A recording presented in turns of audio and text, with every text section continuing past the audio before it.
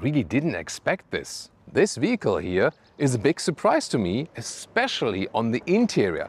You really have to see this, and also to discover more secrets about this vehicle here with me together on Autogefühl in 4K, full screen, full length.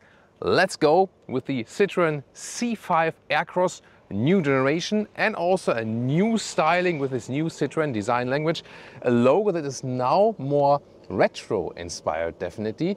Platinum gray is this color for today, and interesting daytime running light with horizontal elements, but also these two blocks. The main headlamp unit is right here then. And these are also the optional matrix LED main headlamps. So a fresh look already on the exterior, but I can tell you, the interior will be even more surprising, as I already teased. The length here is 4.65 meters or 183 inches, a more upright building style. This is also 15 centimeters or 6 inches longer than the predecessor, so a significant gain in length. Wheels start 18-inch. 19-inch always standard for plug-in and EV, and these are optional 20-inch wheels in black, the most attractive styling, so to speak. But we'll see how it is about the comfort. And speaking about the comfort, this car comes standard with the special Citroën suspension with hydraulic cushions, so that you have a little bit more than just a standard steel suspension. This will be very, very interesting indeed. We also can get this dual tone scheme, so you have a black roof then here in this case, and this one here is the plug-in hybrid. Zoom out to that, there is a petrol version, plug-in hybrid, and also a fully electric version, so a lot of flexibility in the whole drivetrain choice. Zoom out to that. What's really remarkable here on the rear is that you have these standing out elements on the left side. So I wonder if this was even legal crash test wise, but obviously it is. Almost looks like an airplane starting to lift off or something like that. Then I really like this white badging here. Really large Aircross badging. You know, this lettering is new design trend here in the automotive industry, or something that came back actually. So it really has a standing out design, although it is a sister or brother model to the Peugeot 3008. And before we come to the engine details, look at this decoy element here in gold. I think it's fitting very well. And then I have this plectron here from Citroën. And I'm not playing the guitar now because I want to exchange it here with the, just black nose, and you can pick different things for that. There would also be, for example, a French tricolor available, like a French flag. This is also possible to set in there. So you can order different ones. And here you have to use this not to damage the car. Not sure if I would do it like 10 times or something like that. But this is the way then, this is the way that you can remove this here, without harm to the vehicle. But as I said, I would not do it like 10 times if you want to keep these here somehow. Probably you would do it once or so, and then you can exchange it here, for example, with a black element or with something else. Another one of these here is at the side here, lower door area. Then you can also exchange these parts here how you like it. And now, pulling it twice, we know that system from BMW. Let's see what's under the hood. So it would start with a 1.2 liter 3-cylinder mild hybrid engine. That's the entry level version. This one here is the next step. This is here the 1.6 liter 4-cylinder. Glad to have that. Plug-in hybrid, so this can be recharged from the outside. This one with 195 horsepower system output. You also have a data comment, and also in the video description there's the whole data collection about all different engine types. This one AC recharging with 3.7 or optional 7.4 kilowatt AC. You definitely need that option with a 7.4, right? Even that is not fast. Something to criticize here. A plug-in hybrid nowadays needs at least the 11 kilowatt AC charging, if not optional also 22 kilowatt or even a DC charging, because the battery is not too small, about 18 kilowatt hours net. So that's comparable even to like a BMW X3, Audi Q5, Mercedes GLC plug-in hybrid. So reasonable size, but too slow in charging. However, if you plug it in at home at the wall box overnight, it will still be fine. That's the most important thing. 8.3 seconds is the acceleration figure here for this one, and it is front-wheel drive. And then there are the fully electric versions. one with a 73 kWh battery and a long-range version with a 97 kWh battery. So far all front-wheel drive. The Peugeot 3008, sister or brother model, or 5008, so there they also offer an all-wheel drive version, which came later after the launch. So we have to see if that one will also come here. Maybe not, because Peugeot is trimmed a little bit more to performance, Citroën a little bit more to comfort. So we have to see about that. So far, as I said, all front-wheel drive then here for this vehicle. I mean, the 97 kWh version is really a substantial battery size and for this vehicle size here. Yeah, but as I said, drivetrain-wise, you can really pick if you want the mild hybrid pure petrol plug-in hybrid as we have it here, or then the fully electric one. Tell me in the comments, which one would you go for? Now to the interior. This is the key fob, standard Citroën Peugeot key fob as we know it for years actually. Then doors here, closing sound. Very solid indeed in the front. And solid in the rear. And you can see here they also go for this now frameless lower approach. We have seen it with some vehicles now, and I think it looks actually quite elegant, and obviously some other guys think so as well. And here inside of the doors, the top part is hard packed though. It is at least structured but hard. But what I find good is that they have here an extensive fabric cover from the inside. This covers a very wide area here indeed. Then high gloss black used here at the inside door panel. However, what's cool is that we have a classic control here for adjusting the mirrors and the windows and so on. Inside here, this is hard pack. However, you see this sprinkles inside, and this is a material that has a 20% share of, let's say, waste wood from vineyard production. That's a very interesting thing. So that would just be burned or something like that, and they use that to replace some part of the plastic. So that's a good approach definitely, but I would also like to see something soft or covered there in that case. Then steering wheel here with the updated Citroën logo, left side also high gloss black. This is also this capacitive curse, so one button design, at least it gives some feedback. Classic controls and rather behind the steering wheel. Here also to click something through in the digital instruments. I like these fabric coverings here, and interesting that here this is like a speaker. It also says here like the, like the note and like the note key. So and there's a speaker from the inside. You can already feel that. Highlights definitely these seats. Look at that. I was actually really surprised to see something like this as a fabric, bright fabric here. Then these kind of decor elements we see on the outside, which you can change. They picked up this design scheme here.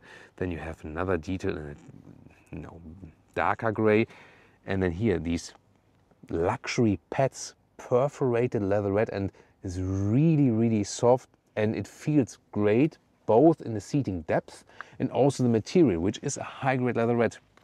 This is the highest trim seats, and it's, by the way, also an animal-free material on the steering wheel. And also here, how it's processed, when you press it, you can really push it in there and it gives way a little bit. So I love this attention to detail. And in all versions, this car is also animal-free, yet they show that they can even improve the customer experience with that.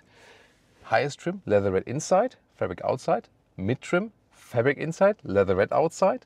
Lowest entry trim, full fabric. That's the logic. And then here with the panoramic roof, which is an option here, 1.89 m, 6'2", still some headroom left, and steering wheel adjustment is manual, up and down, in and out. By the way, here just in our surroundings, you hear this Seat Leon ST or Estate. Wide wheels are unique. Some love them. Some say it looks maybe cheap, but gotta say though, it's kind of guilty pleasure for me. I love it. Leah doesn't. She thinks it's over the top, but I somewhat have a thing for it. What do you think? Welcome here to this cockpit. It continues with this luxury approach. Citroën really wants to stand for comfort.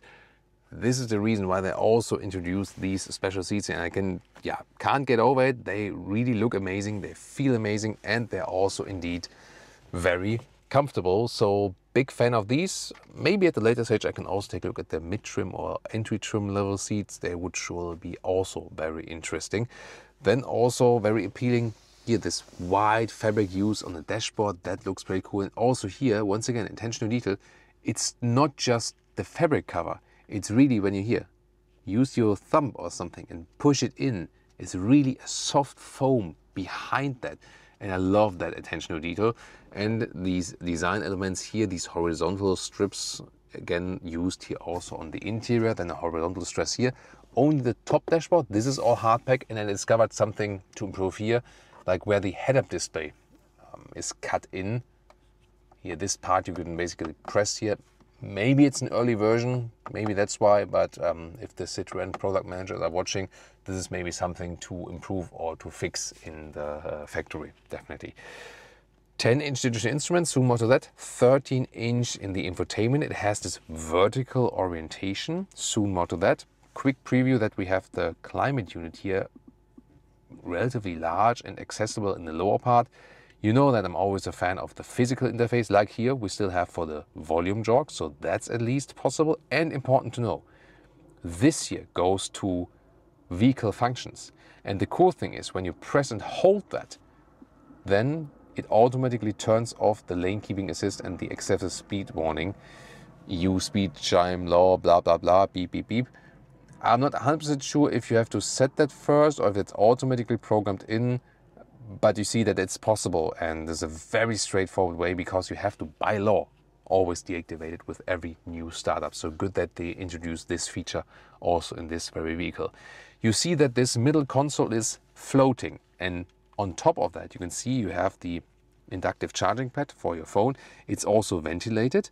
And then there's a cup holder, which is not adaptive here in the front. You can also take out this whole rubber pad, by the way, for cleaning. Then you will also see the fan behind it. Drive mode selector is here, especially for the plug-in hybrid. You can switch them between electric, pure electric driving, hybrid or sport, combining both drivetrains. Shifting is here, straightforward, backward, forward, and so on. Electric handbrake. Then here also a soft cover. It's also cool that they pay attention. It's really soft when you put your thumb in there, or then for the elbow. Split opening, some storage underneath, and the storage here is really deep, and I can also feel that deep in there. There is a cooling, like you can turn it. We also had it in a Peugeot 3008. You can turn it and you can directly feel the cold air flowing through. So I think it's a cool thing that you can store some cold drinks there, or maybe if you have some food items that need cooling for the road, then you can put them in there. Or if you were shopping and you maybe drive like 30 minutes to your home or something, it's a cool function definitely. And since we have this floating middle console, we have something underneath here. 2 USB-C chargers. They look USB-A-ish, but they are USB-C on the inside. And then here again, this recycling share material, which is actually pretty cool. I welcome that in contrast to just black plain plastic. And then you have more cup holders here. I also have a coffee cup sample here. They are also somewhat adaptive here, as you can see. However, you might argue that driving and then going down there, picking up your cup, and then I don't know if that's ideal. I'm not so sure about that. So maybe not the. Maybe not for yeah. Stanley. Yeah. and for Leah's, no, she has like this Ovella. That's the other brand. Yeah. You know, like the girls who start to have like these. And they're also always like this mocking reels where they where the guys then use like a real trash can, like, this is my new drink holder, you know. Yeah, about that. So I think it's not a practical solution. You probably need your co-driver to assist you with your drinks down there then.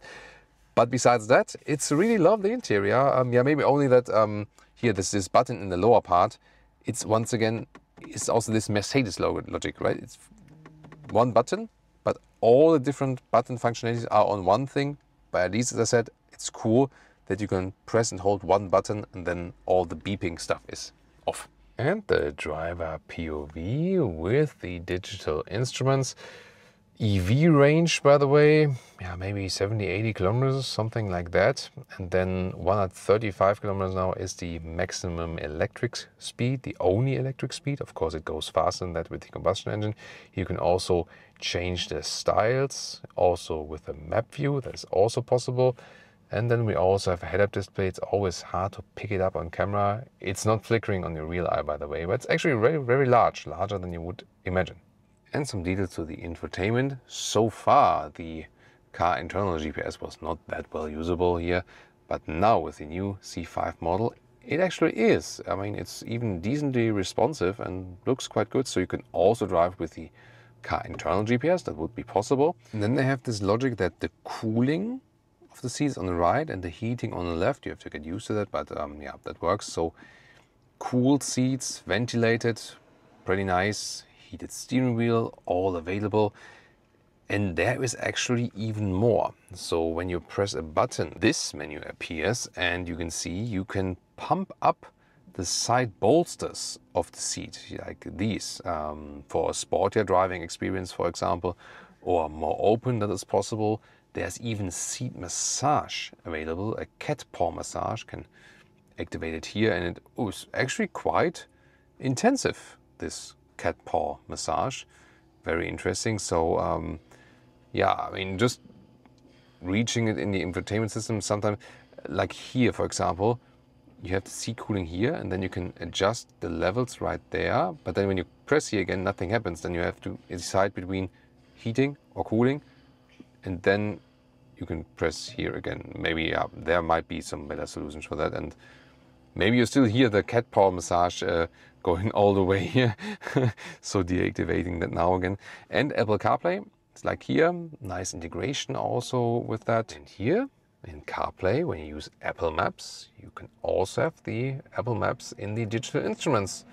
That's actually quite cool. And what we can also try is, does it work with Waze as well? Yeah, that works as well. So that's actually quite cool. Just Google Maps. To put Google Maps on the left, there you need Android Auto, because yeah, that's this Google Apple fight. Rear seats, also interesting. Here, hardback once again the top of the door, but then a wide fabric area. That's actually quite cool. Then this recycling material again here at the inside of the doors.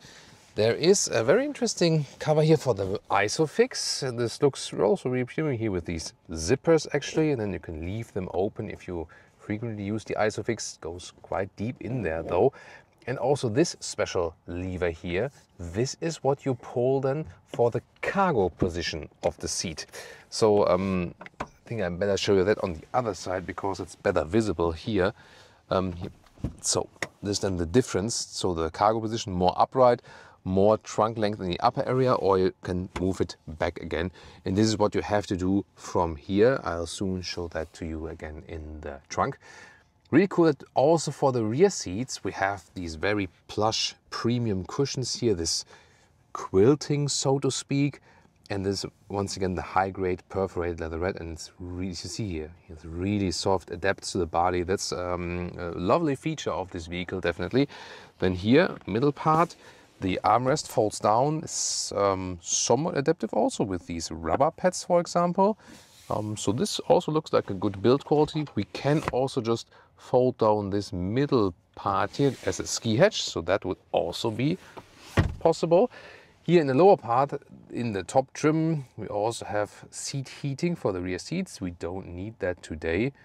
If you slide around here in the rear a little bit, by the way, if you hit it with your knees, then it all, you see here, this is like the shortcut. So swipe with your knee and then everything is activated on level 3, both at the same time. So yeah, these touch things always have something to them, right? Then we have 2 USB-C chargers here also in the lower parts. There we go, next to a 12-volt power supply, and offering of space here for the knee room as this recess here. Would be even more if I put the seat a little bit up, that works. And then headroom here with the version of the panoramic roof. Still headroom left. I can also put the head restraint here up, and the bench is actually not too high. I would expect it to be maybe a little bit higher. You see here for SUV, my feet are relatively high indeed, because this is also the vehicle that has the battery electric, the pure battery electric one, for example.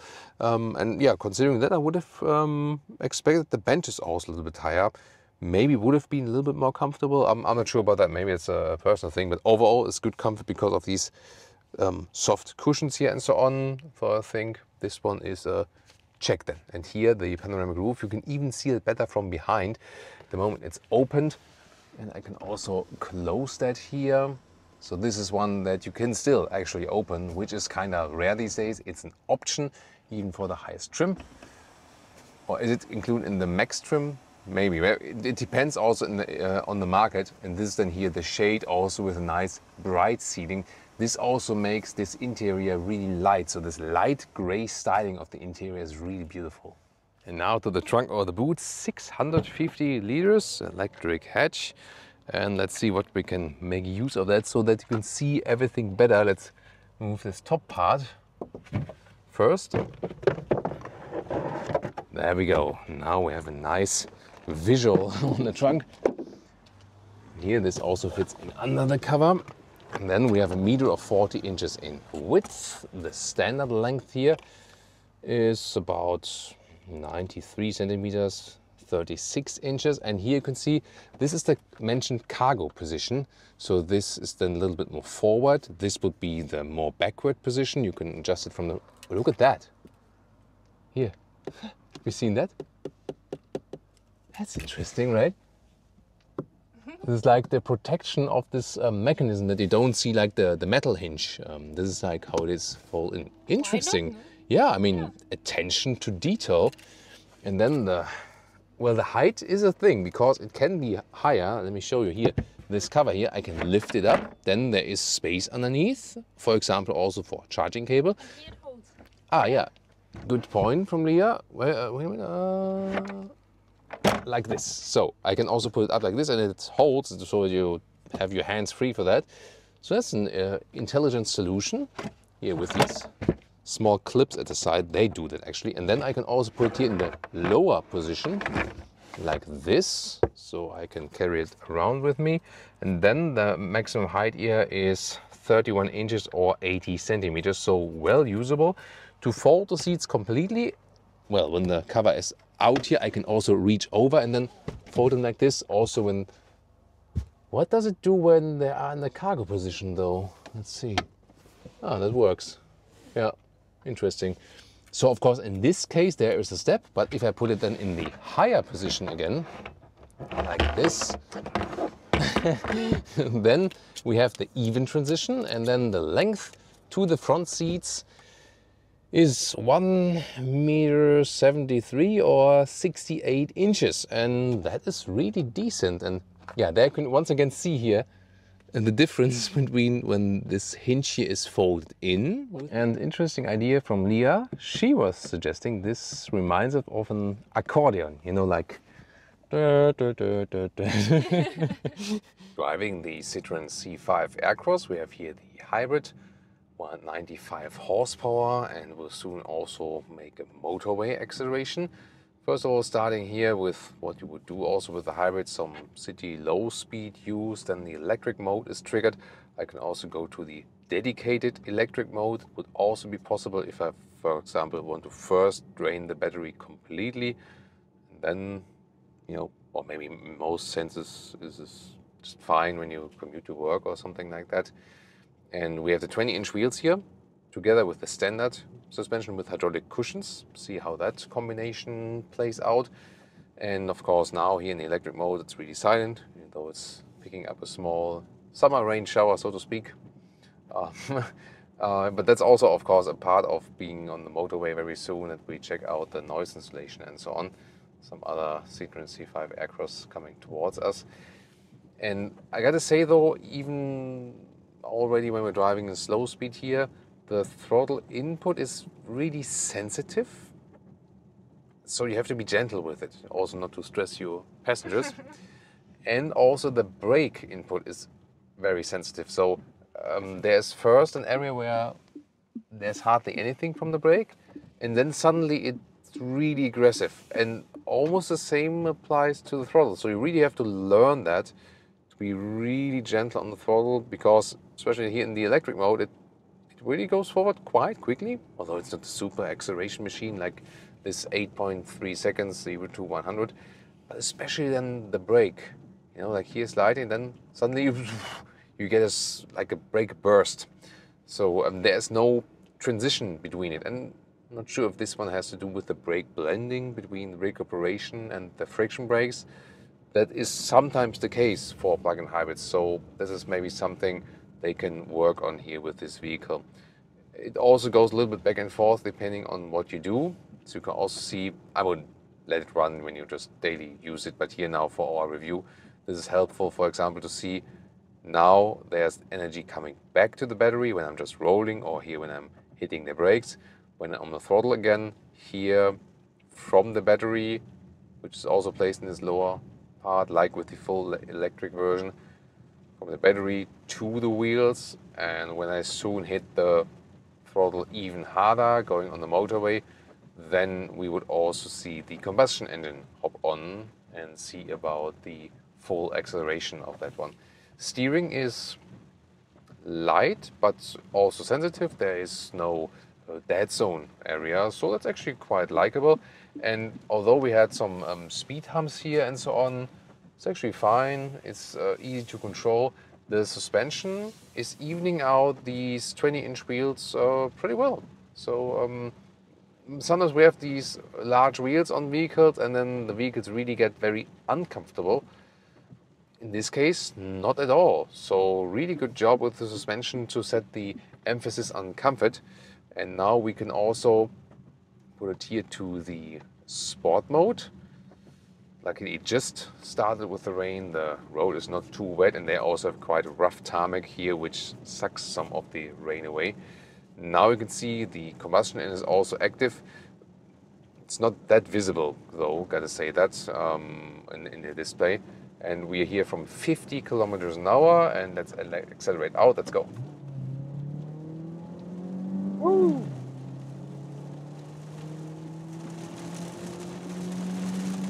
Stop. That was 50 to 120. Now we escaped that one rain cloud, and here at 120 kilometers an hour, like 65, 70 miles an hour. It's not too loud, although, as I said, the tarmac is quite rough. So it was more about the rain. Now when the rain is not there, there's no significant wind noise or so coming. So I think it's also good for motorway speeds, like that. And once again, the suspension is really soft and comfortable. And let's see, can I shake it up much? I mean, yeah, you feel that there is no immediate reaction from the car when I put it left and right, especially at some higher speeds. So definitely the strong emphasis on the comfort, and why not? That's a good thing, you know? So if you want it sporty, you would, for example, take the Peugeot 3008 and you have the same tech, but you have this sportier focus. And here you really feel that the suspension dips in a little bit when you brake hard and so on. But I think that's just an emphasis thing, you know. You can't say the one is good or the one is bad. It's more about what you expect, what you want from the vehicle, and Citroën has this comfort focus. And this is not a vehicle that you would put to an alpine pass and hunt the next corner and the next corner and so on. It's more like this, yeah, it's really this Citroën heritage. You're floating on the road. I'm really surprised how comfortable it really is, you know. It together, like with the plush seats and the sort of the cushions from the dampers, and although they are the 20-inch wheels, it almost feels like an air suspension. And if you then would stick with the 19-inch wheels, or maybe even if you go for the entry-level version, stick even with the 18-inch wheels, which are not available in the plug-in hybrid and in the full electric version, because there you start with 19-inch wheels. So with the smaller wheels, it would be even softer and even more comfortable. So here's some slalom at 50 kilometers an hour. And maybe you also see that on camera, that we are leaning a little bit in, and also with Leah's legs. So it is not the ideal car to have some, sorry about that, some racing.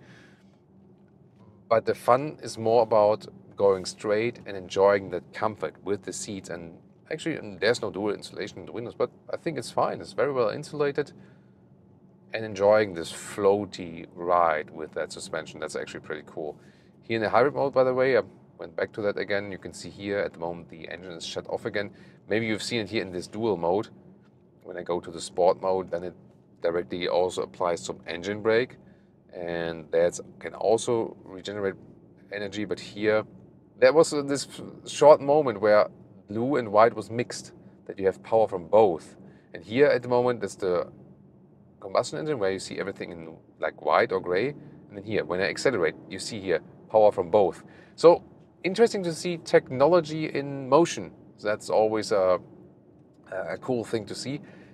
In most cases, you would probably just leave it in the hybrid mode, let the car do its thing, because even then, when you put it in pin down, then you would also accelerate hard and you hear the engine going on, and then you have also the power of both powertrains. So, but this is here the thing why we do the reviews, that you can really experience the car as close as it is possible to doing the test drive yourself. Also really enjoying this soft touch leatherette steering wheel, high class feeling, and it also adds to this premium ride. So it is one of the very rare cars on the road today which is not set on sportier, sportier, sportier, sportier, sportier, but really on comfort, comfort, comfort, suspension and seating wise. This is the clear emphasis of this vehicle, and we can hardly find anything else on the road at this moment that still has this kind of setup. And that's very interesting. The assistance systems, you can set them here, by the way, on the left side of the steering wheel, adaptive cruise control and so on. You can also change it to a normal speed limiter if you just want to have the limit, or then the adaptive cruise control. So yeah, that's depending then on what you like best. And you might remember here with the hotkey, you can also put in the lane keeping assist or not, depending if you prefer that. And the fuel economy, you always got to say it depends. These numbers look really low, both for energy and fuel consumption, but it's a mixed use. That's why both are low. If you just use one of these, then of course it would be higher, just a single one. So why was I that surprised today, especially about the interior? It's also because of the pricing, because we know Citroën is not in the premium segment, and this vehicle here starts at 34,000 euros. And of course, base trim, no extras, also just the 3-cylinder mild hybrid petrol engine, which is not the strongest one, honestly, yeah, for sure. But I mean, for some cases where you primarily use it in the city, maybe it might even still be enough. And if you really want to take a look at the price, if you go for the plug-in hybrid then, or also the EV versions are also priced similarly, 39,000 euros here for the PHEV, or PHEV as you sometimes say. What do you say for plug-in hybrid? Tell me in the comments. And then this vehicle, as it's spec'd here right now, this is the highest trim level, also with the special leatherette seats and so on, and panoramic roof, dual tone paint, blah, blah, blah. 47,000 euros 500 is of course not close to the entry-level price, but still, considering what you get for it, like battery size and the quality of the interior and so on, this is still a very decent price-performance ratio. So tell me, what do you think about the Citroën C5 Aircross? Really interesting that we still found a car here on the market that has such a comfort focus, whereas everyone else goes in the sportier direction. So it's really a question of what do you want and which emphasis do you prefer? And if you want another emphasis, then you might as well check out the Peugeot 3008, or maybe then the external competition like the Kia Sport.